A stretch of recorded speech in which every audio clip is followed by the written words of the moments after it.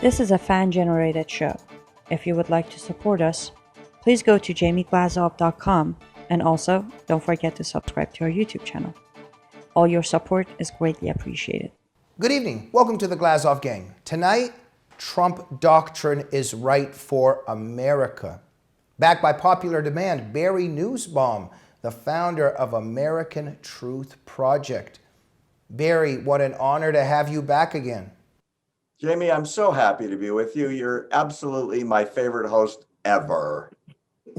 Okay, fantastic. And we have to invite you back because my emails are just inundated, my texts, just everybody is demanding Barry Nussbaum. Okay? It's good to be demanded. Okay, well, look, congratulations. I was reading your book the last couple of days. Fascinating, very powerful, scholarly, very profound work. Your new book is called Because You Asked, and I think it's come out at the right time. And I heard a rumor on the street that Annie Cyrus was very instrumental in you writing this book. Is that true? Well, as we both know, since she produces for both of us, when Annie Cyrus gives advice, you shut up, you listen, you nod, and then you do it. So I did as instructed. All right, but you also did it because it was a great idea. And it was. It's a series of fascinating essays, and you're just unveiling the Trump doctrine, why it's right for America and the world. And you've got 3 riveting parts.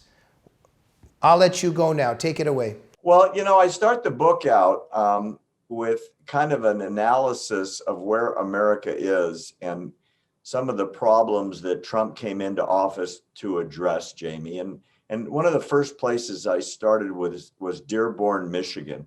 It's really ironic, especially for me. When my family came to this country, we settled in the Midwest and Chicago and then Indiana. And I had some relatives that had survived the Holocaust that settled in Dearborn, Michigan.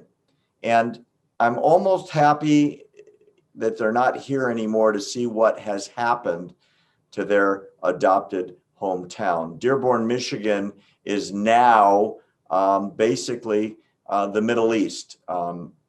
English is not spoken. It's all Arabic. The signs are in Arabic. The businesses advertise Arabic services. The people that are there have not assimilated at all into American society. And it reminds me, Jamie, of my parents when I was a kid.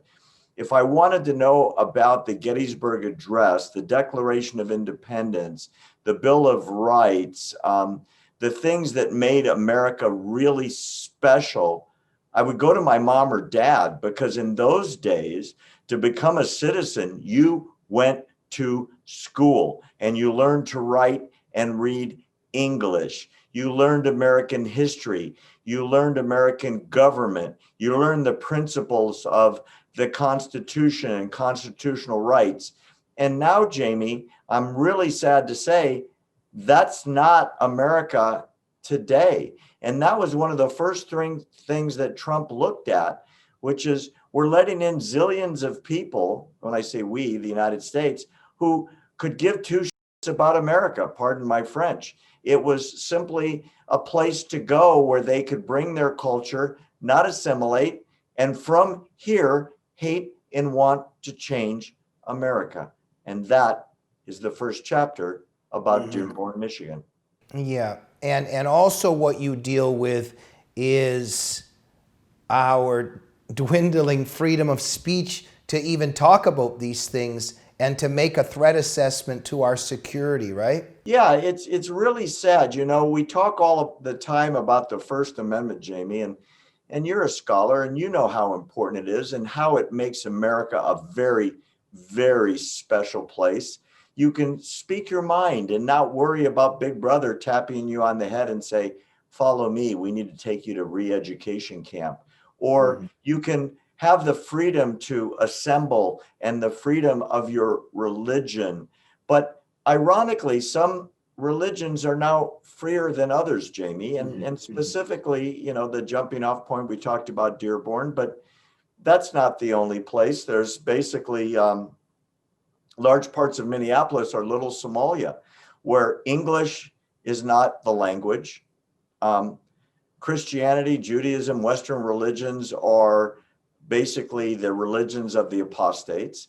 It is a Muslim society within America, and there is no desire to be American there. Those people literally are living in their own world, in their own neighborhoods. They refuse to acknowledge, in many cases, American law.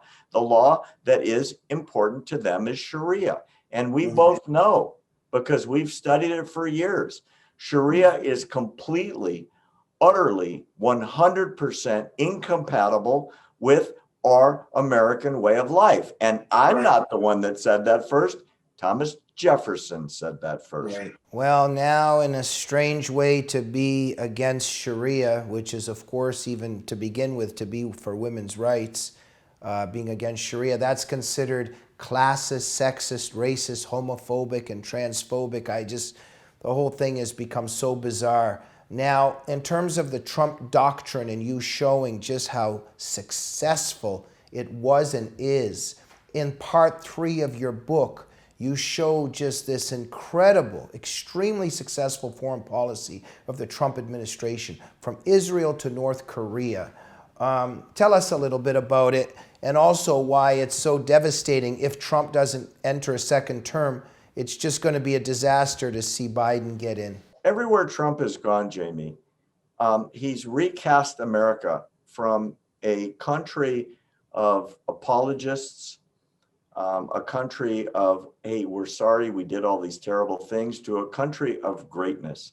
His slogan of "Make America Great Again" is profoundly brilliant, because on the international stage, all of a sudden, America is respected again. Look, you mentioned the Middle East. Let's talk about that for a minute. When Trump came into office, the relationship between our closest ally in the Middle East, Israel, and the United States was at decades low. Obama had treated Israel as a pariah state, had disrespected its prime minister on numerous occasions, had allowed his ambassadors at the UN and elsewhere to basically leave Israel to flap in the wind in the face of legislative and military aggression. And Trump changed everything, Jamie. He started to be a friend and an ally. He moved the embassy to Jerusalem, not because it was willy-nilly. It's American law, and it's been American law for decades. All the other presidents waived it until Trump. Trump went to the Western Wall, and he prayed for peace in Israel, the first sitting president to do that. He recognized Israel's sovereignty of the Golan Heights, which has been in Jewish hands for nearly 3,000 years and was recaptured in 1967. And he talks about this open trade, this open military cooperation. There's no space between Israel and the United States. And may God bless Trump for doing that. And you mentioned North Korea. You know, Clinton had a goofball idea that he was going to make peace and give the Un family whatever they wanted. So the Kims got the free trade. They got a tremendous amount of money. And what did they do? They gave us the middle finger, and they made bombs and missiles. And the same person that Clinton hired to negotiate the worst deal in American history, Obama hired for the Iran nuclear deal. And what did she get for the Americans? Nothing. What did she give away? Everything. What did she do to Israel? Left them alone to face an Iran that is arming itself with nuclear weapons. And Trump looked at that and he said, I'm out. I'm not doing this anymore. The whole world can kiss Iran. I'm not going to. These people deserve to be treated as pariahs. They deserve to be punished for their support of terrorism around the world through their proxy armies, not the least of which is Hezbollah and Hamas, among others, the Houthi rebels, for example, down south in the Middle East. And now, if Biden becomes president, all that gets undone. At least for the next few weeks, we can be optimistic. Maybe my book is right, and maybe those policies will continue. Oh, we really hope that they will. And look, there seems to be more and more hope and promise. Something could happen here because Giuliani's really proving that this really was an election steal. Just more and more evidence coming out every day. Barry, how can people get your book? Because I know that they're on the edge of their seat right now and just trying to find out how they can get their hands on this. It's very simple, Jamie. They can go to our website, americantruthproject.org. They can sign up there and we'll send them a freebie on the book. Or they can text them the message BYA, that's in the message box, and send it to 88202. Push send.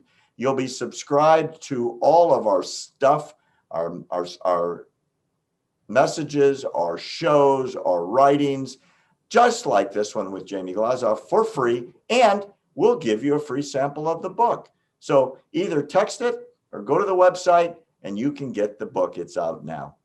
Fantastic. Barry, we got to go, but before we do, give us a hint why you're so incredible.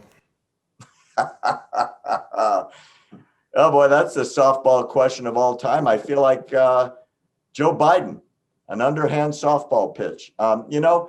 American Truth Project is all about just observing and telling the truth. And Americans need it now, Jamie, as you well know, more than ever. We're living in some crazy times, yes, and the truth is more important than it's ever been. And that's why American Truth Project is here.